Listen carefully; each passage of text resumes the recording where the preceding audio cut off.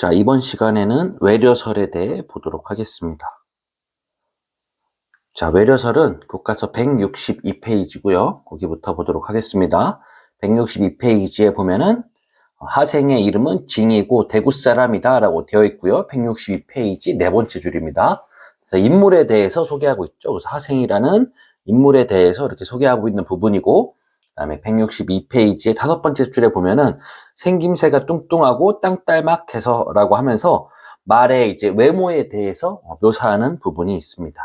자, 다음으로 넘어가도록 하겠습니다. 자, 그 다음 보면은 162페이지 네 번째에서 일곱 번째 줄을 보면은 그의 이웃집에 말이 한 마리 있는데 생김새가 뚱뚱하고 땅딸막해서 타고 다니기에 적당하지 않았다. 게다가 다리까지 절어서 내다 팔려 해도 팔리지 않았다. 근데 하생이 300전에 사서 시험 삼아 길러보았다 라고 나와 있고요. 이것이 바로 하생이 말을 기르게 된 이제 배경에 대해서 설명해 주고 있는 부분입니다. 자, 그 다음 부분도 볼게요. 제주도 범상치 않아서 타고 서울에 가니 700리길을 겨우 나흘 만에 도착할 수 있었다라고 하면서 하생의 말이 가진 굉장히 뛰어난 능력에 대해서 설명하고 있어요. 말이 가진 능력은 사실 말을 이제 타고 다녀야 되니까 말이 얼마나 속도가 있고 멀리까지 갈 수 있느냐, 그게 중요하니까, 그래서 이 하생의 말이 가진 뛰어난 능력에 대해서 설명하고 있는 부분입니다. 자, 그 다음 부분 보겠습니다. 나그네들이 다들 힐끗힐끗 쳐다보면서 특이한 구경거리로 여겼다. 왜냐하면 아까 얘기했지만 땅딸막하고 뚱뚱하다고 했잖아요. 그죠? 그래서 말의 특이한 생김새 때문에 사람들이 호기심을 보인 거죠. 저거 말일까? 혹은 다른 동물일까? 라는 이제 호기심이 온 거죠. 그래서 사람들이 뭐라고 했냐면, 이건 왜 당나귀요? 외관에서 샀지요? 라고 하면서 우리나라 말을 외에서 산 당나귀라고 속인 거죠. 사람들이 하도 궁금해 하니까 이 하생이란 사람이 장난으로, 이것은 외에서 산 거다. 그러니까 외라고 하면은 지금의 이제 일본을 이야기하겠죠. 자, 그 다음 부분 보면은 162페이지 15번째 줄입니다. 라고 했더니 돈꾸러미를 잔뜩 주었다라고 이야기를 했죠. 그래서 굉장히 말을 비싸게 샀다고 이제 속인 거죠. 사람들한테 외에서 산 당나귀다라고 하면서. 그랬더니 다들 그렇군요 하며 수긍했다. 이 하생이 거짓말을 했는데 사람들이 속아 넘어간 거죠. 그 부분까지 이제 나와 있습니다. 그 다음 부분 넘겨서 볼게요. 162페이지 16번째 줄부터입니다. 그래서 일부러 매우 아까워하는 척하며 거절하니 다들 실망하며 돌아가곤 했다. 그러니까 이 하생이라는 사람이 말을 비싸게 샀다고 하면서 이 말을 귀하게 여기는 척을 하면서 사람들의 호기심을 더 자극시킨 거죠. 그러니까 보통 팔려고 해도 이거 안 팔아, 이거 나한테 너무 중요해라고 하면은 조금 더 비싸게 팔 수 있고 호기심이 생기잖아요. 그죠? 그래서 이렇게 더욱 자극했다라는 부분이 있고요. 그 다음은 넘어와서 163페이지입니다. 보면은 앞다투어 사겠다는 이들이 줄지어 늘어서서 수십 일이 되도록 그치지 않았다라고 나와 있는데, 그만큼 이 외에서 난 귀하고 비싼 당나귀를 사람들이 다 갖고 싶어 한 거죠. 그러니까 이 당시에는 이 외에서 난 외 당나귀가 굉장히 이제 유명한 거죠. 그래서 그 외에서 났다고 하니까는 그 귀하고 비싼 당나귀를 사람들이 갖고 싶어 한 거죠. 자, 그 다음 부분 보도록 하겠습니다. 162페이지 12번째 줄부터 163페이지 두 번째 줄까지 하생이 일부로부터 되도록 그치지 않았다라는 부분까지 보면은 하생이 말에게 이제 왜 당나귀라는 이름을 붙여준 거죠. 그래서 사람들이 그 말을 귀하게 여겨서 가지고 싶어 한 거죠. 그러니까는 그냥 말이라고 하면은 아마 사람들이 호기심을 갖지 않았을 거예요. 근데 왜 당나귀라고 하면서 그거를 아주 비싸게 주고 샀다라고 하니까 그걸 보고 사람들이 갖고 싶어 한 거죠. 자, 그 다음 부분 163페이지 네 번째에서 다섯 번째 줄을 보도록 하겠습니다. 그 뒤로는 하루 종일 마구간 앞에 서 있어도 아무도 돌아보지 않고 지나쳐 갔다라고 하면서 이게 이제 하생이 그 사람들 사실을 말해 준 거죠. 사실은 이거 왜 당나귀가 아니야 라고 사실대로 말해줬더니 왜 당나귀가 아니라는 사실을 밝히자마자 그때부터는 아무도 말에게 관심을 보이지 않았던 거죠. 그러니까 이 말이 왜 당나귀라고 했을 때는 사람들이 관심을 가졌지만 이제 왜 당나귀가 아니라고 하니까 아무도 관심을 보이지 않았습니다. 자, 그 다음 163페이지 두 번째에서 다섯 번째 줄을 보면은 이윽고 모든 사람이 철석같이 믿어 의심치 않음을 알고는 하생이 사실대로 다 말해주었다. 이를 듣고 모두들 겸연쩍어하며 속아 넘어간 것을 부끄러워했다. 그 뒤로는 하루 종일 마구간 앞에 서 있어도 아무도 돌아보지 않고 지나쳐갔다라고 하면서 이 왜 당나귀라는 이름이 사라지는 순간부터 사람들의 태도가 이제 변한 거죠. 그러니까 이 말이 중요한 게 아니라 이 말이 어떤 말인지가 중요했던 거죠. 그래서 전혀 관심을 보이지 않았다라고 하면서 여기까지가 이제 기 부분입니다. 기 부분은 하생의 경험이죠. 하생이 실제 했던 경험. 하생이 자신의 말을 왜 당나귀라고 했을 때 사람들이 관심을 보였지만 사실대로 말하자 관심을 보이지 않았다라는 이 하생의 경험에 대해서 지금 기 부분에서 설명하고 있습니다. 그래서 이 외려설은 기승전결로 이렇게 구성이 되어 있습니다. 자, 그 다음 부분 보도록 하겠습니다. 162페이지 7번째 줄 보도록 하겠습니다. 사람들이 이름만 좋아하다가 쉽게 속아 넘어가는 것이 이와 같구나라고 하면서 이름과 평판만 중시하는 이제 세태를 한탄하는 거죠. 우리도 보면은 뭐 어디서 비싼 거다라고 하면은 조금 더 호기심이 가잖아요. 그죠? 그런 것처럼 사람들도 똑같은 거죠. 이름과 평판만을 중시하는 거죠. 그러면서 163페이지 8번째에서 10번째 줄을 볼게요. 국내산이라고 하면 대단치 않게 여기다가 외에서 난 것이라고 하면 대단하게 여긴다라고 하면서 마치 이 국내산은 하찮게 여기고 외국산만을 대단하게 여기는 이러한 세태를 비판하는 거죠. 그냥 너 어디서 샀어? 그럼 나 이거 팬이야 라고 하면은 나 이거 집 주변 문구점에서 샀어 라고 하면은 그냥 그런 팬이구나 했지만 나 이거 일본에서 갖고 온 건데 되게 비싼 거야 라고 하면 사람들이 호기심을 갖게 되는 것처럼 이렇게 국내산은 하찮게 여기고 외국산만을 대단하게 여기는 그런 세태를 비판하고 있습니다.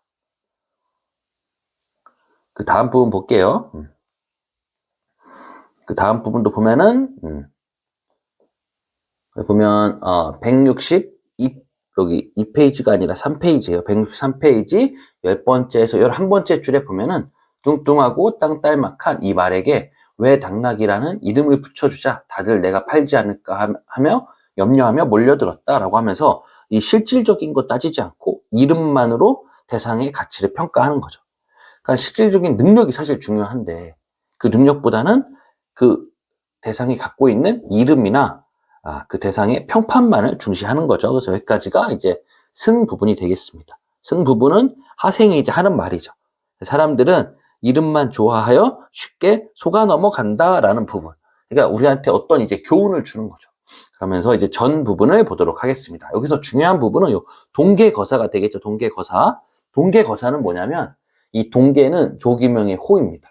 그리고 거사는 숨어 살며 벼슬을 하지 않는 선비. 그 동계거사라고 하면은 사실 이 글쓴이 자신을 이야기하는 거죠. 근데 이 글쓴이 자신인데 자신을 마치 다른 사람인 것처럼 객관화해서 제3자인 것처럼 말을 전달하고 있는 거죠. 이것이 바로 고전수필에서 굉장히 많이 보이는 특성이에요. 이 부분을 잘 알아두면 좋을 것 같습니다. 자, 다음 163페이지 15번째 줄에 보면은 겨냥돼지 이야기라는 부분이 있습니다. 그 부분은 자신의 견해를 밝히기 위해서 고사를 활용한 거죠. 고사는 옛날 이야기를 이야기합니다. 그래서 겨냥돼지 이야기라는 옛날 이야기를 지금 이제 예를 들어서 설명하고 있습니다.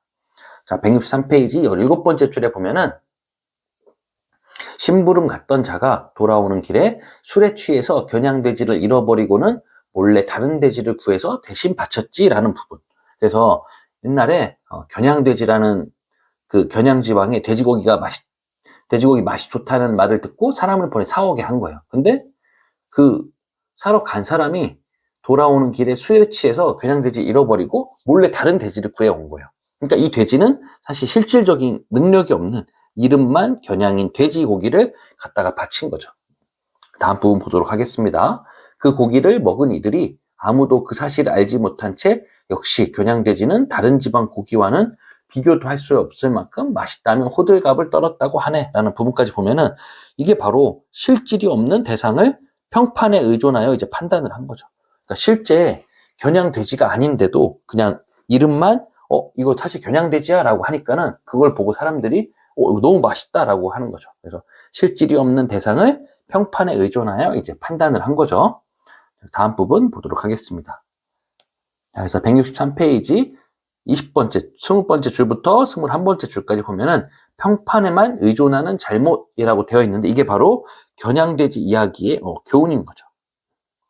그 다음 부분 보면은 그에 비한다면 뚱뚱하고 땅딸막해서 외모도 외당락이라는 이름에 부합하고 하루에 수백 리를 달릴 수 있어 제주도 외당락이라는 이름에 부합하는 경우에 있어서야 어떻겠는가라고 이제 나와 있는 부분이 있습니다. 그래서 결국에는 이 겨냥되지 않은 달리 이 하생이 갖고 있는 외당락이는 능력이 좋았죠. 그죠? 이 겨냥돼지는 사실 실질이 없었잖아요. 그죠? 근데 이 하생이 갖고 있는 이 외당락이라고 불리는 애는 사실은 외당락이는 아니었지만 외당락이랑 똑같은 능력을 갖고 있었어요. 여기 보면은 겨냥돼지와는 달리 하생의 말은 실질을 갖추고 있었던 거죠. 그러니까 능력이 있었던 거죠. 똑같은. 자, 그 다음 부분 보도록 하겠습니다. 그대 겨냥돼지 이야기부터 그다음에 164페이지 첫 번째 줄 어떻게 하겠는가라는 부분을 보면은 겨냥돼지 이야기하고 하생의 말 이야기 사이에는 유사점과 차이점이 있죠. 이 부분이 중요하니까 이 뒤에서 다시 한번 설명을 하도록 하겠습니다. 자, 그 다음 부분 보도록 하겠습니다. 자, 먹어보고 실제로 맛이 좋으면 먹을 일이지 꼭 겨냥돼지여야 할 필요가 있겠는가? 타보고 실제로 잘 달린다면 탈 일이지 왜 당락이어야 할 필요가 있겠는가? 라는 부분입니다. 결국에는 이 이름이라는 것보다 실질이 중요한 거죠. 그래서 이 동계거사의 생각이 드러나는 부분이다. 그러니까 이름만 붙은 게 중요한 게 아니라 이름은 없지만 실질적인 능력을 갖고 있는 게 중요하다는 이야기를 하고 있는 거죠. 자, 그 다음 부분 보면은 하루에 수백 리를 하루에 수백 리를 달릴 수 있는 실제의 재주를 귀하게 여기면서 굳이 외당락이라는 이름이 붙어야만 사려는 자들이 잘못되었음은 말할 것도 없다라고 하면서 이 실질적인 가치를 중시하면서도 매력적인 이름이 붙어야만 관심을 보이는 사람들을 비판한 거죠. 이 하생의 말이 사실 능력은 되게 좋았어요. 그러니까 뭐 예를 들면 능력은 외당락이하고 똑같았어요. 근데 뭐가 없었냐면 이름이 없었어요. 이름이. 근데 사람들은 이 실질적인 가치가 중요하지만 이 이름이 붙어야만 관심을 보인 거죠. 그러니까 하생의 말은 사실 능력이 있으니까 이름이 없다고 하더라도 좋은 말인데 전혀 관심을 갖지 않았던 거죠. 왜냐하면 외려라는 이름이 붙어 있지 않았기 때문에 그런 부분이 되겠습니다. 자, 그 다음 밑에 부분 또 볼게요. 외당락이라는 이름이 거짓임이 입증되었다고 해서 하루에 수백 리를 달릴 수 있는 실제의 재주마저 돌아보지 않는 자들이야말로 더욱 옹졸한 것이지 라고 하면서 이름이 없다고 해서 실질적 가치마저 돌아보지 않는 사람들을 크게 비판하는 거죠. 우리가 중요한 건 실질인데 그 실질만 보는 게 아니라 이름이 중요하다는 거죠. 예를 들면 거기 교과서 165페이지에도 나와 있지만 A하고 B의 이제 생수를 준비하면서 A 생수는 뭐 예를 들면 10,000원짜리고 B 생수는 500원 정도 하는 생수라고 해요. 근데 이 생수를 이렇게 두 개 주면서 어떤 게 더 맛있어? 라고 물어보면은 예를 들면 나는 이제 10,000원짜리가 맛있는 것 같아 라고 했지만 사실은 똑같은 500원짜리인 걸 수도 있고 그러니까 이게 사람이 이름에 따라서 그 중요함을 좀 보고 있는 거죠. 그래서 이름이나 겉모습보다는 그 실질적인 능력이 중요한데 사람들이 그걸 보지 않는 그런 사람들을 이제 비판하고 있는 거죠. 자, 그 다음 부분 보도록 하겠습니다. 그렇긴 하지만 내 생각은 이렇다네부터 더욱 옹졸한 것이지 라고 하면서 이름에 따라서 대상의 가치를 판단하는 사람들에 대해서 비판을 하는 거죠. 자, 그 다음 부분을 보도록 하겠습니다. 그 다음 부분 164페이지 12번째 줄을 보도록 하겠습니다. 실질에 부끄러운 점이 없다면 이름은 빌려오든 본뜨든 꺼릴 게 없는 법이라네 라고 하면서 실질적인 가치나 능력이 있다면 좋은 이름은 빌려서 쓸 수 있는 거죠. 이게 뭔 말이냐면 예를 들면 축구를 굉장히 잘하는 선수가 있어요. 그래서 이 선수를 예를 들어서 능력치로 100점 만점에 100이라고 해요. 그러면 이 사람은 유명하지 않아도 이 사람한테 축구를 잘한다는 이름을 줄 수 있어요. 뭐 예를 들면 저 사람 손흥민이야 라고 이렇게 붙여줄 수 있는 거죠. 왜냐하면 그만큼의 능력이 있기 때문에 좋은 이름을 빌려서 쓸 수 있는 거죠. 그래서 그런 예가 여기 나와 있어요. 자, 그 다음 부분 164페이지 9번째부터 18번째 줄까지의 내용은 그런 겁니다. 여기 보면 오추, 적토와 같은 준마의 이름을 만약에 어떤 말이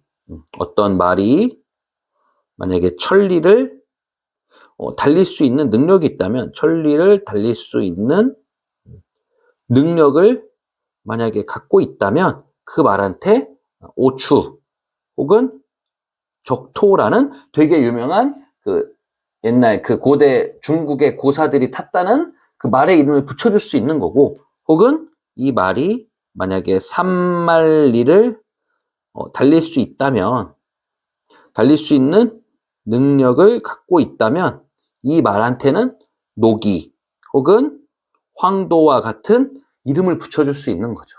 그러니까 이 말은 뭐냐면, 만약에 능력이 있다면 그 능력이 있는 말한테 좋은 이름을 빌려다 붙여줄 수 있는 거죠. 그 다음 밑에 부분에 보면은 가령 조나라의 마부가 능력이 너무 좋아요.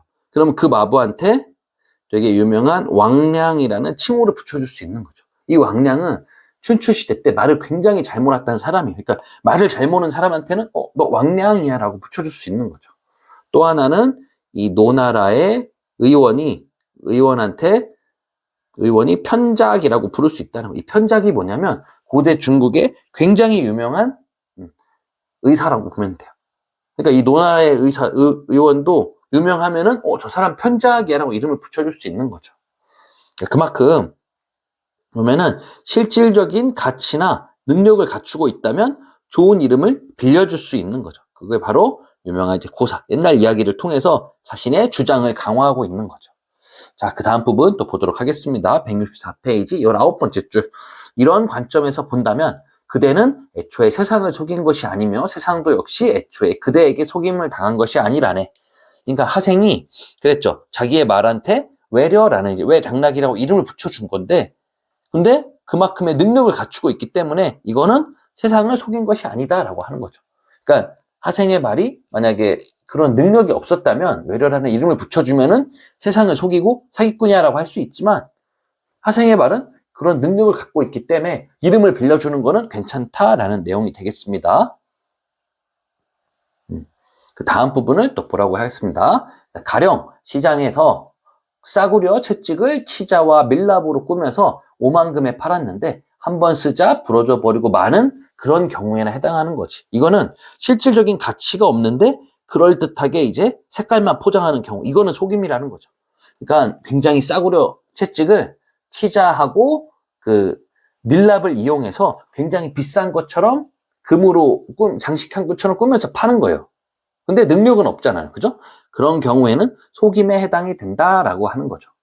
자, 그 다음 부분 보도록 하겠습니다. 이런 관점에서 본다면부터 해당하는 것이지라고 하면서 속임의 의미와 그에 대한 이제 사례가 잘 적혀 있는 부분이 되겠죠. 자, 그 다음 여기까지가 이제 전 부분이고요. 전 부분은 이제 동계거사의 말이 나와 있습니다. 그래서 이름보다는 당연히 실질이 중요한 거고, 실질을 갖추고 있다면 이름이 달라도 속인 것이 아니다 라고 하면서 나와 있고, 마지막 결부분 보도록 하겠습니다. 얼마 전 하생이 짤막한 설 한 편을 지어 이 이야기를 전해달라고 부탁해 왔기에 이와 같이 써서 보여준다라고 하면서 글쓴이가 이 글을 쓰게 된 동기에 대해서 설명하고 있죠. 그 다음 하생은 이런저런 잡기에 능한 것으로 이름이 알려졌다고 한다라고 하면서 이 하생에 관한 이 정보를 이야기해 주는 거죠. 그러면서 이 하생이 실존하는 인물이고 글쓴이는 실제로 들은 이야기를 바탕으로 이 글을 지었다라고 하면서 굉장한 이제 사실성을 높이고 있는 부분이 되겠습니다. 그래서 이 부분이 이제 결 부분입니다. 그래서 글을 짓게 된 내력. 내가 어떻게 글을 짓게 됐냐면 하생이라는 사람이 부탁을 해서 내가 이 글을 짓게 되었다라고 이제 나와 있습니다. 자, 그러면 내용을 좀 정리해 보도록 하겠습니다. 갈래는 고전수필이고 한문수필이고 그다음에 설에 해당이 됩니다. 외려 설할 때 그 설, 굉장히 세태를 비판하고 있고 우리한테 교훈도 주고 그다음에 설득을 하고 있죠. 그래서 제재는 외당락이라고 불리는 하생의 말. 주제는 이름이나 평판보다 실질이 중요하다. 이름, 평판 이거보다 실질을 갖추고 있는 것이 중요하다. 능력을 갖추고 있어야 된다는 거죠. 특징은 한 인물의 경험을 구체적으로 소개하고 이 인물이 이제 하생이 되겠죠. 하생의 구체적인 경험을 소개하고 그 경험에 담긴 의미에 대해 두 인물이 대화하는 방식으로 구성하고 있다. 하생과 여기 나와 있는 동계거사가 대화하는 방식으로 구성하고 있고 그 다음에 두 번째는 인물의 경험과 고사를 통해 세태, 그 당시의 분위기에 대한 비판적 인식과 그에 대한 글쓴이의 생각을 전하고 있다.